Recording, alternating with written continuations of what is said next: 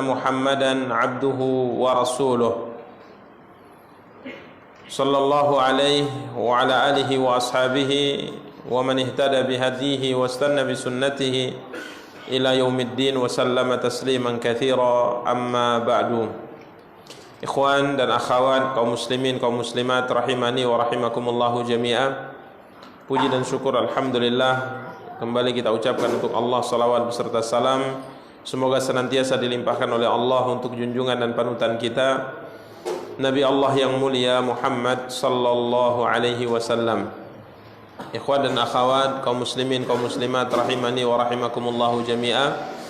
Pada kesempatan yang berbahagia kali ini biidznillah kita akan kembali melanjutkan kajian dan pembahasan kita, mencoba untuk membaca kitab Riyadhus Shalihin karya Imam Abu Zakaria Yahya bin Sharaf An-Nawawi rahimahullah, yang pada pertemuan yang lalu kita masih membahas tentang faidah-faidah yang bisa kita ambil dan kita bacakan dari hadis tentang taubatnya Ka'ab bin Malik radhiyallahu ta'ala.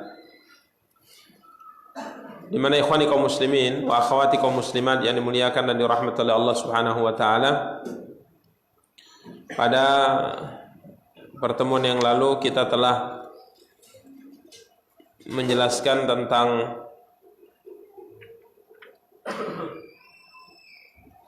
apa faedah terakhir?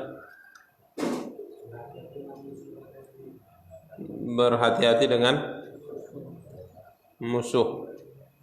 Nah, kita bisa ambil faedah dari apa yang dilakukan oleh Raja Ghassan. Raja Ghassan, sebagaimana kita jelaskan kemarin, adalah salah satu di antara raja di bawah kekuasaan Persia. Ini raja jauh dari kota Madinah, akan tapi dia terus memantau perkembangan kota Madinah, sehingga tatkala terjadi pemboikotan terhadap Ka'ab bin Malik radhiyallahu ta'ala, maka raja ini mengirim surat menawari Ka'ab bin Malik radhiyallahu ta'ala dengan tawaran yang sangat menggiurkan agar ia mau berpindah dari kota Madinah ke daerah mereka, sehingga akan diberikan sesuatu kepadanya. Ini yang telah kita jelaskan poin terakhir, bahwa musuh Islam itu akan terus memantau, memperhatikan kaum muslimin, dan pasti akan melakukan suatu tindakan yang bisa mencelakakan kaum muslimin. Makanya seorang muslim diperintahkan untuk berhati-hati dalam hal ini. Kemudian faidah berikutnya, ikhwani kaum muslimin yang dimuliakan dan dirahmati oleh Allah Subhanahu wa taala, dianjurkan bagi seorang muslim atau muslimah, idza ra'a fitnatan aw khawfa fitnah, apabila ia melihat fitnah atau takut dia akan ditimpa fitnah dengan sesuatu, maka dianjurkan baginya untuk ayutlifa hadzal ladzi yakunu sababan li fitnatihi. Dianjurkan bagi dia untuk menghancurkan atau menghilangkan sesuatu yang itu merupakan sebab yang bisa membuatnya terfitnah. Jadi jika seandainya kita melihat ada satu sebab yang ditakutkan dengan sebab itu kita terfitnah, rusak agama kita, atau ditakutkan akan terfitnah, maka dianjurkan untuk menghancurkannya. Coba lihat apa yang dilakukan oleh Ka'ab bin Malik tatkala beliau menerima surat dari Raja Ghassan. Tatkala beliau baca surat ini, suratnya adalah tawaran yang sangat menggiurkan. Dan jika seandainya surat ini dibiarkan, mungkin hari itu Ka'ab bin Malik akan menolaknya. Tapi siapa yang bisa menjamin iman seseorang? Maka Ka'ab bin Malik berinisiatif untuk apa? Membakarnya. Maka beliau langsung pergi ke tungku api dan beliau bakar. Dan ini juga yang terjadi pada Nabi Sulaiman ibnu Daud alaihi wassalatu wassalam.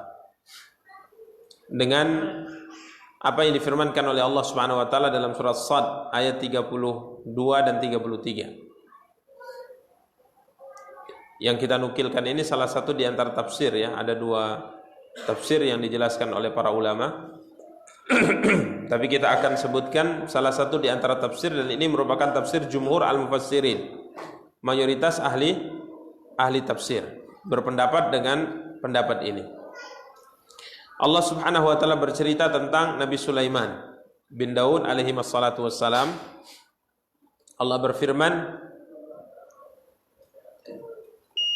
"Wa wahabna li Dawud Sulaimana ni'mal 'abdu innahu awwab.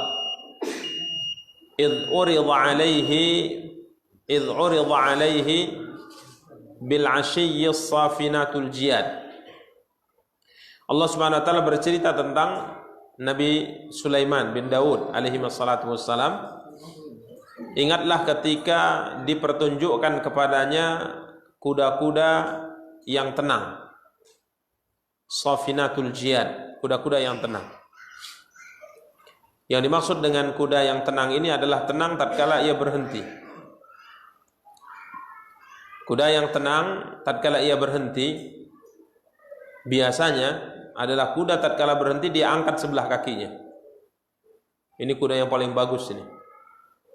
Artinya dia berhenti tatkala lari kencang, kemudian tiba-tiba ditarik untuk berhenti, maka dia berhenti dengan mengangkat sebelah kakinya. Agar apa? Agar penunggang di atas bisa seimbang. Ini kuda yang paling baik ini. Ya. Ada kuda seperti yang antum punya? Enggak ada ya. Idh urida 'alaihi bil 'ashiyyi as-safinatul jiyad. Jadi kuda-kuda yang berhenti dengan tenang dan cepat ini, ya artinya dia kuda-kuda yang tenang di waktu berhenti dan cepat di waktu berlari. Jadi larinya kencang, tapi tatkala berhenti dia bisa menyeimbangkan tubuhnya sehingga pengendaranya atau penunggangnya itu tidak kesulitan untuk menyeimbangkan tubuhnya. Jadi kuda ini menyeimbangkan tubuhnya sendiri tatkala harus berhenti dengan cepat. Kuda-kuda ini dikatakan oleh Allah dipertunjukkan kepada Nabi Sulaiman di waktu sore. Sebagian ulama ahli tafsir menyebutkan bahwa waktu sore di sini adalah waktu asar. Jadi tepat waktu salat asar. Faqala inni ahbabtu hubbal khairi an dzikri rabbi hatta tawarat bil hijab. Maka ia berkata, yani Nabi Sulaiman berkata, sesungguhnya aku menyukai kesenangan terhadap barang yang baik, yakni kuda, sehingga aku lalai mengingat Tuhanku sampai kuda itu hilang dari pandangan. Nabi Sulaiman alaihi salatu wassalam, ini salah satu di antara tafsir ya yang disebutkan oleh para ulama, bahwa Nabi Sulaiman alaihi salatu wassalam tatkala dihadapkan kepada kuda-kuda yang tatkala berhenti bisa menyeimbangkan dirinya, berhenti dengan perlahan, kemudian juga larinya juga kencang, maka Nabi Sulaiman sibuk memperhatikan kuda-kuda ini, mengelusnya, memegangnya, memperhatikannya dari awal waktu asar sampai tenggelam matahari, sehingga beliau lupa apa? Salat asar. Beliau lupa beribadah kepada Allah di waktu itu karena disibukkan dengan apa? Kuda-kuda. Karena beliau mengatakan di sini bahwasanya inni ahbabtu hubbal khairi an dzikri rabbi. Beliau sangat menyukai kuda. Karena sebagaimana kita maklumi bahwa kuda merupakan salah satu di antara kendaraan terbaik di zaman itu. Ya. Maka karena sebab kuda ini melupakan beliau dari zikir kepada Allah Subhanahu wa taala, dari ibadah kepada Allah di waktu itu, apa yang dilakukan oleh Nabi Sulaiman? Allah ceritakan pada ayat berikutnya, ayat 33, Allah berfirman, "Rudduha 'alai fatafiqa masham bis-suqi wal a'naq." Bawalah kuda-kuda itu kembali kepadaku. Jadi setelah tenggelam matahari beliau lupa beribadah kepada Allah SWT gara-gara disibukkan dengan kuda-kuda tadi, maka beliau minta agar kuda itu dikembalikan lagi ke hadapan beliau. Maka kemudian beliau potong kaki dan leher kuda itu. Apa maksudnya ikhwani kaum muslimin dan muliakan dan dirahmatullahi Allah? Beliau sangat menyesal karena sebab kuda-kuda ini, walaupun pada dasarnya mencintainya adalah boleh. Bahkan kalau mencintai kendaraan kuda ini karena jihad di jalan Allah itu sangat dianjurkan dalam syariat. Maka sampai-sampai Nabi SAW katakan seorang muslim yang memiliki kendaraan kuda yang dipersiapkan untuk jihad di jalan Allah Subhanahu wa taala, maka kuda ini semua tubuhnya itu bernilaikan pahala di sisi Allah sampai kotorannya. Jadi kotoran kuda ini juga bernilaikan apa? Pahala di sisi Allah. Tapi karena kuda yang hakikatnya adalah kebaikan ini menyebabkan beliau lupa dari berzikir kepada Allah Subhanahu wa taala, apa yang beliau lakukan? Beliau sembelih kuda itu. Sama seperti yang dilakukan oleh Ka'ab bin Malik. Beliau takut terfitnah. Akhirnya beliau bakar apa? Surat itu. Maka setiap sesuatu yang kita bisa terfitnah dalam urusan agama dengan sebab itu, atau ditakutkan rusak agama kita karena sebab itu, maka dianjurkan seorang muslim untuk menjauhinya atau untuk menghilangkannya. Ikhwani kaum muslimin yang dimuliakan dan dirahmati oleh Allah, suatu hari Nabi kita yang mulia SAW diberi hadiah oleh Abu Jaham, pakaian dari Yaman yang bercorak, bagus pakaiannya, dipakai oleh Nabi SAW dalam satu salat. Pakaian itu dipakai oleh Nabi SAW dalam satu salat. Setelah selesai salat, pakaian itu dibuka lagi oleh Nabi SAW. Kemudian Nabi SAW katakan, kembalikan pakaian ini kepada Abu Jaham dan suruh dia mendatangkan pakaian yang tidak bercorak, pakaian biasa saja, karena sesungguhnya pakaian itu telah membuat aku lalai dalam salatku. Makanya kalau mahal-mahal kali baju kita kadang, ya kan, kalau lagi salat apa yang kita tengok? Hah? Allah Akbar. Insyaallah. Enggak usah pakai itu baju itu. Rusak salat kita gara-gara dia. Kan gitu kan. Kena kotor sedikit, kotor. Lagi salat loh masalahnya. Kalau tidak salat enggak ada masalah insyaallah. Ini lagi salat, rusak ibadah kita gara-gara itu. Sudah, hadiahkan saja ke orang. Jual lagi. Cari baju biasa saja untuk ibadah. Coba dilakukan oleh Nabi SAW. Hakikatnya baju tadi adalah mubah kan? Tapi tatkala membuat beliau lalai gara-gara baju itu, mungkin takjub atau gimana melihat baju itu, akhirnya beliau kembalikan pada Abu Jaham, minta diganti hadiahnya. Nah, ini hal yang luar biasa ini yang dilakukan oleh mereka, dan ini merupakan contoh dari kehidupan orang-orang baik. Karena yang paling utama dalam hidup kita adalah agama jangan sampai rusak, kan itu yang paling utama. Jangan sampai agama kita rusak. Jangan sampai kita terfitnah.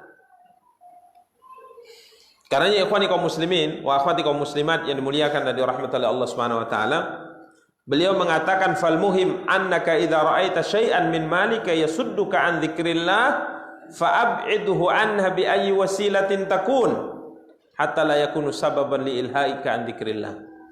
Intinya kata beliau, kata pensyarah ya Syekh Ibnu Utsaimin rahimahullah, apabila engkau melihat ada sesuatu dari hartamu atau apapun yang kau punya yang menghalangimu dari ibadah kepada Allah, jauhkan dia darimu. Apapun dia. Apapun dia. Fa'ab'idhu ank. Jauhkan dia darimu dengan cara apapun. Coba lihat. Karena ini yang saya sebutkan tadi, yang paling utama dari kita, agama kita selamat. Jadi apa saja yang menyebabkan kita sulit beribadah kepada Allah, menjauhkan kita dari mengingat Allah Subhanahu wa taala, jauhkan ia dari kita. Hatta la yakunu sababan li ilhaika an dzikrillah, sampai engkau mampu menjauhkan sesuatu yang bisa memalingkanmu dari zikir kepada Allah Subhanahu wa taala. Dan Allah Subhanahu wa taala menyebutkan bahwa orang yang memiliki sesuatu, kemudian sesuatu yang dia miliki menyebabkan ia lupa dari berzikir kepada Allah Subhanahu wa taala, melupakan ia dari zikir kepada Allah, maka dia adalah orang yang merugi. Apa kata Allah dalam surat Al-Munafiqun ayat 9? Ya ayyuhalladzina amanu la tulhikum amwalukum wala auladukum an dzikrillah wa man yaf'al dzalika fa ulaika humul khasirun. Allah SWT berfirman, wahai orang-orang yang beriman, janganlah hartamu dan anak-anakmu melalaikanmu dari mengingat Allah. Dan barang siapa yang melakukan itu, kata Allah, maka mereka itulah orang-orang yang merugi. Jadi kalau seandainya harta yang kita punya atau apapun yang kita punya melalaikan kita dari ibadah kepada Allah, berarti tidak bagus itu. ada satu hal yang unik yang pernah saya baca dari kehidupan Nabi kita yang mulia sallallahu alaihi wasallam. Dalam satu perjalanan, ini untuk introspeksi diri. Dalam satu perjalanan di akhir malam, karena sudah lelah perjalanan satu malam, satu hari satu malam berjalan, akhirnya sudah tidak sanggup lagi, maka rombongan bersama dengan Nabi SAW harus berhenti karena sudah terlalu lelah. Dan berhentinya mereka di penghujung malam. Maka kala itu Nabi SAW takut ya, kalau seandainya semuanya tidur, ini nanti siapa yang bisa bangun di waktu subuh? Nah, maka kala itu Bilal maju, dia mengatakan, sudah ya Rasulullah SAW, biarlah aku yang jaga aja, kayaknya agak fit ini. Yang lain tidur aja semua, nanti waktu subuh aku bangunkan. Ya karena sudah ada jaminan dari Bilal, maka para sahabat semua pun tidur. Nabi juga tidur alaihi salatu wassalam. Rupanya Bilal juga nggak tahan. Beliau juga nggak tahan. Akhirnya beliau ketiduran juga gitu. Lewat waktu subuh, sampai matahari mulai memanas menyinari wajah Nabi, baru Nabi bangun. Yang lainnya belum ada yang bangun karena kelelahan. Jadi maklum itu ya, seperti itu. Maksudnya manusiawi. Ya, itu manusiawi. Artinya orang sangat lelah kadang-kala lewat sholat. Setelah Nabi SAW bangun, beliau terkejut karena pancaran sinar matahari yang mulai memanas. Beliau terkejut, beliau bangun. Kemudian beliau panggil Bilal. Bangunin Bilal. Bilal, gimana? Kenapa tidur? Maka Bilal mengatakan, aku juga nggak sanggup ya Rasulullah. Oke lah, kata Nabi. Bangunin semua, dibangunin semua. Kemudian Nabi SAW berangkat. Beliau tidak langsung sholat di situ. Beliau tinggalkan tempat itu. Beliau mengatakan kita tidak mau beribadah di tempat yang tidur kita ditemani syaitan. Jadi kalau kita sering tertidur waktu subuh di kamar itu berarti banyak apanya ini? Banyak setannya. Gimana caranya itu? Jual. Oh jangan sampai jual lah dulu. Ya mungkin ada hal-hal yang bisa kita lakukan. Benar. Karena orang yang tidak mendengar panggilan azan di waktu subuh, Nabi mengatakan telinganya dikencingi oleh syaitan, kata Nabi SAW. Berarti ruangannya itu nggak bagus. Ada sesuatu itu. Ya bukan berarti harus kita katakan, oh berarti harus diruqyah Ustaz. Nah, antum harus gimana caranya berdoa kepada Allah SWT, berlindung kepada Allah SWT. Dan itu Nabi SAW berangkat, beliau tinggalkan. Beliau tidak langsung sholat, padahal waktu sudah mengharuskan apa? Sholat. Karena apa? Sudah terbit matahari. Tapi Nabi pindah. Nabi mengatakan nggak mau di situ. Karena apa? Di situ kita bermalam ditemani oleh syaitan. Jadi ini coba lihat bagaimana mereka berusaha untuk menghindari setiap sesuatu yang menjadikan mereka lupa dari Allah Subhanahu wa taala. Ya. Ini yang mereka lakukan gitu. Jadi kalau ada harta atau apapun yang menghalangi kita dari zikir pada Allah, kita tinggalkan. Ya, kita tinggalkan. Ini ikhwani kaum muslimin wa akhwati kaum muslimat yang dimuliakan dan dirahmati oleh Allah Subhanahu wa taala. Faedah berikutnya yang bisa kita ambil dari hadis yang panjang tentang taubatnya Ka'ab bin Malik radhiyallahu taala an, begitu sangat dahsyatnya pembaikotan yang dilakukan oleh Nabi kepada 3 orang sahabat ini. Ka'ab bin Malik, Hilal bin Umayyah, Murarah bin Rabi. Pembaikotan sangat luar biasa dahsyatnya. Berapa hari, berapa malam? 50 ya. 50 malam. Masuk malam ke-40-nya bukan sekedar dibaikot, tapi diperintahkan untuk menjauh dari istri. Ini pembaikotan yang sangat luar biasa. Ya. Dan ikhwani kaum muslimin dan dimuliakan dan dirahmati oleh Allah Subhanahu wa taala, al-hajru membaikot. Kita sebagai seorang muslim tidak boleh membaikot saudara kita lebih dari 3 hari. Itu kaidahnya. Ya. Nabi SAW mengatakan la yahillu li muslimin ayyahjura akhahu musliman fawqa 3. Tidak halal bagi seorang muslim atau muslimah membaikot saudaranya lebih dari 3 malam. Di mana kedua-duanya kalau bertemu saling berpaling. Ini tidak boleh. 2 hari, 1 hari masih boleh. 2 hari masih boleh. Tapi kalau lebih dari 3 hari hukumnya sudah haram, keduanya berdosa. Ya, bahkan Nabi SAW mengatakan wa khairuhuma alladzi bada'a bis salam. Dan dua orang yang saling membaikot ini, saling tidak cakapan, saling tidak mengucapkan salam, yang terbaik dari keduanya adalah yang mulai atau yang mau memulai apa? Mengucapkan salam. Jadi membaikot saudara itu tidak boleh lebih dari 3 malam. Tidak boleh lebih dari 3 hari atau 3 malam. Lalu bagaimana dengan Nabi SAW? Beliau membaikot Ka'ab bin Malik, Hilal bin Umayyah, Murarah bin Rabi sampai 50 malam.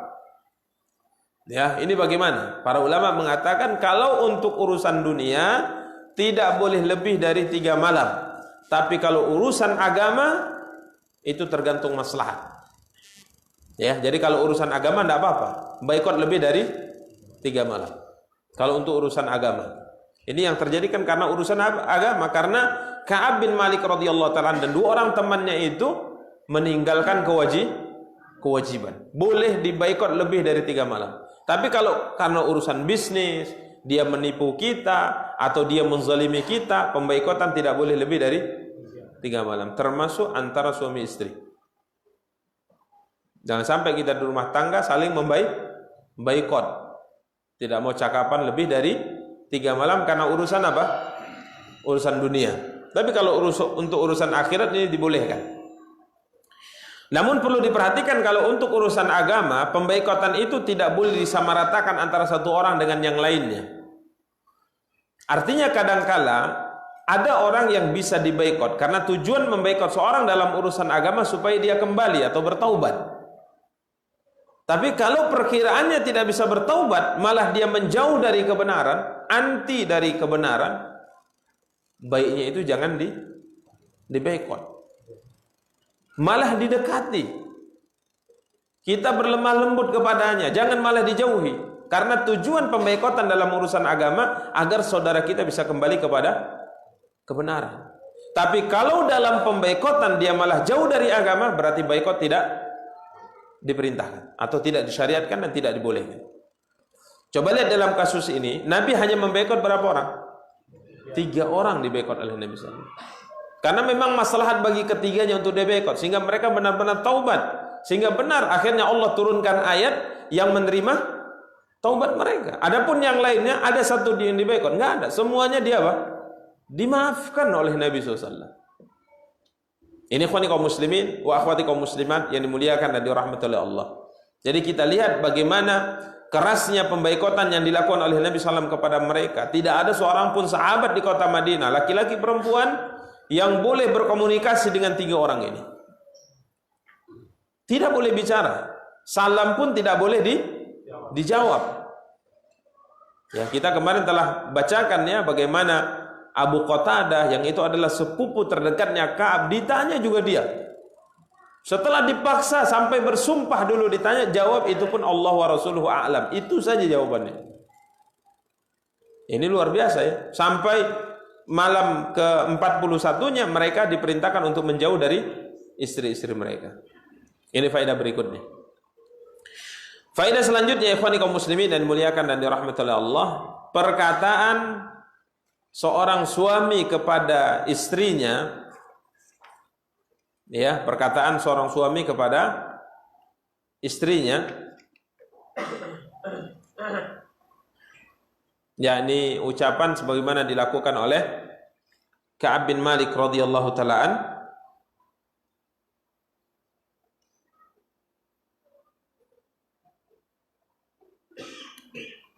Ka'ab berkata kepada istrinya, ilhaqi bi ahliki,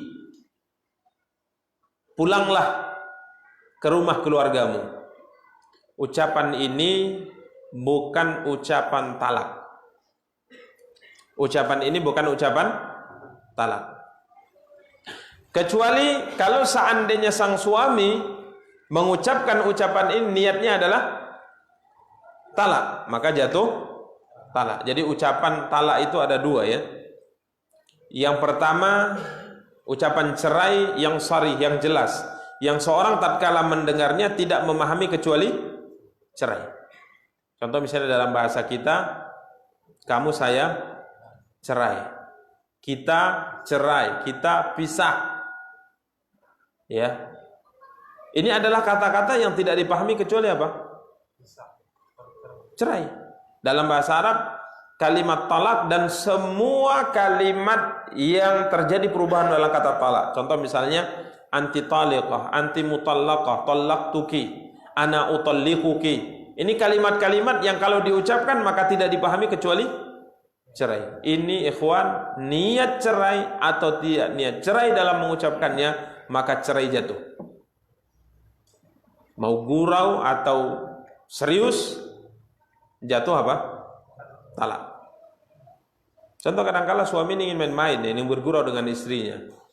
Lagi minum kopi pagi hari sama makan ubi goreng, dia main-main gurau sama istrinya. Dek, jangan kasih tahu siapa-siapa ya. Apa sih bang? Kamu saya cerai.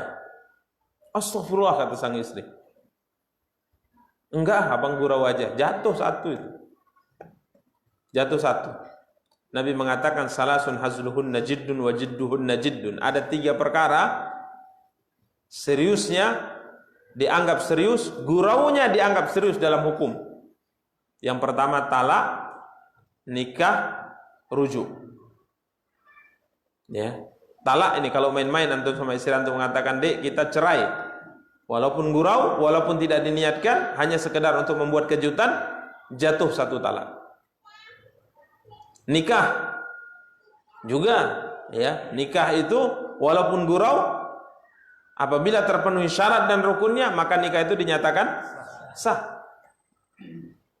Begitu juga rujuk, ya, rujuk dari cerai, ini dinyatakan sah walaupun bergurau. Ini lafaz yang pertama yang tidak dipahami kecuali apa? Cerai.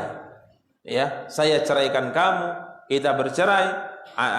Saya talak kamu. Ini kalimat yang tidak dipahami kecuali pasti yang dimaksudkan adalah cerai. Walaupun dia bergurau, walaupun dia tidak niat, cerai jatuh. Adapun kalimat yang kedua dari kalimat cerai adalah kalimat yang bisa dipahami cerai, bisa dipahami bukan cerai. Contoh kalimat sebagaimana dikatakan oleh Ka'ab bin Malik. Tatkala Nabi perintahkan dia menjauhi istrinya bertanya, menjauh ini apa maksudnya? Ka'ab bin Malik mengatakan ilhaqi bi ahliki. Yang penting kau pulang aja ke rumah orang tuamu. Ini kan bisa dipahami cerai, bisa tidak. Kalau ini tergantung pada niat yang mengucapkan. Niat yang mengucapkan. Kalau niatnya cerai jatuh talak. Kalau niatnya bukan cerai, ini tidak jatuh talak. Biasanya yang mengarah kepada cerai setelah terjadi pertengkaran. Ini biasanya ngarah cerai ini. Ini pengadilan tentu yang menentukan. Contoh misalnya 12 lusin piring sudah pecah di rumah. Misal tinggal satu Pak ya. Sisakan satu untuk makan berdua gitu ya. Setelah pecah semuanya, udah berantem di rumah, dia mengatakan pulang sana ke rumah orang tuamu. Apa maksudnya ini? Biasanya indikasinya pasti mengarah ke cerai. Biasanya, korinahnya seperti itu. Tapi kalau santai-santai, duduk, bergurau dan sebagainya, kita bilang, "Dek, pulanglah ke rumah bapak ya." Ini enggak cerai biasanya. Ini sekitar mungkin hari raya atau pas liburan atau apa kan gitu. Atau enggak punya beras. Atau enggak udah habis ya kan. Udah habis semuanya. Ya Masya Allah ya. Ini pembahasan cerai ya. Maka ucapan diucapkan oleh Ka'ab bin Malik, ilhaqi bi ahliki, pulang ke rumah keluargamu, ini tidak dinyatakan kalimat cerai kecuali apabila niatnya apa? Cerai. Ini ikhwani kaum muslimin, beda dengan kalimat cerai. Sengaja atau tidak sengaja atau afwan serius atau gurau tetap dianggap cerai. Maka kalau ingin bergurau jangan menggunakan kalimat apa? Kalimat cerai. Ini ikhwani kaum muslimin wa akhwati kaum muslimat yang dimuliakan dan dirahmati oleh Allah Subhanahu wa taala. Kemudian faedah berikutnya.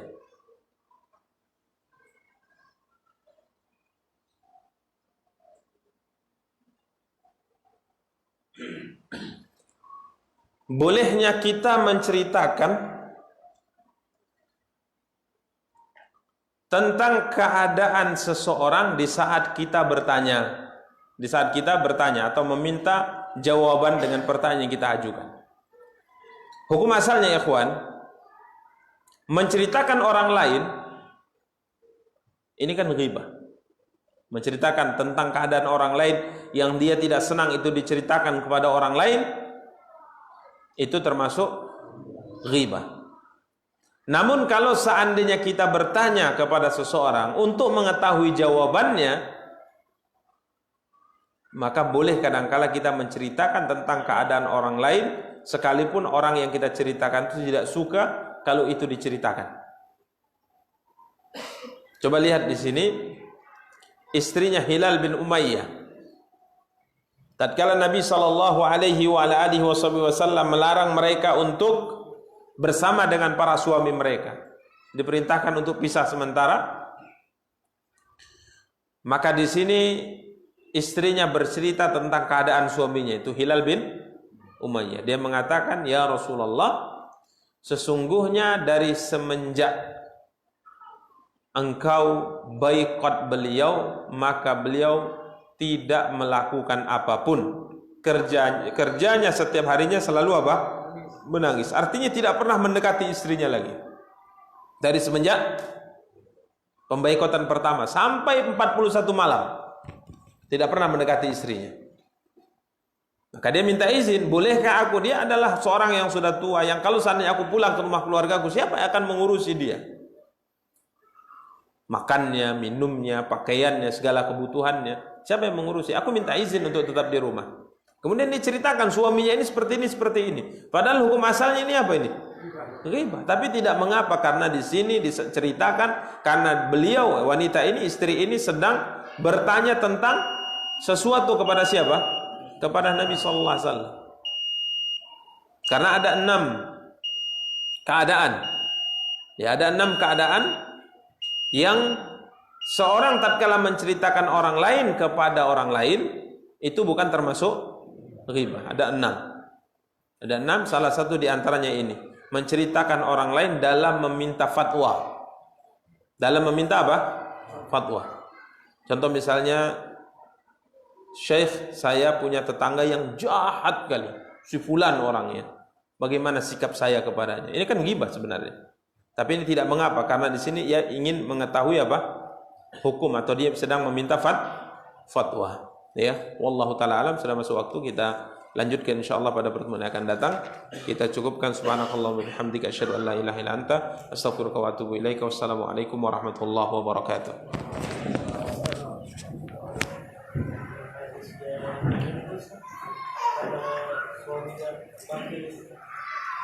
Minta fatwa.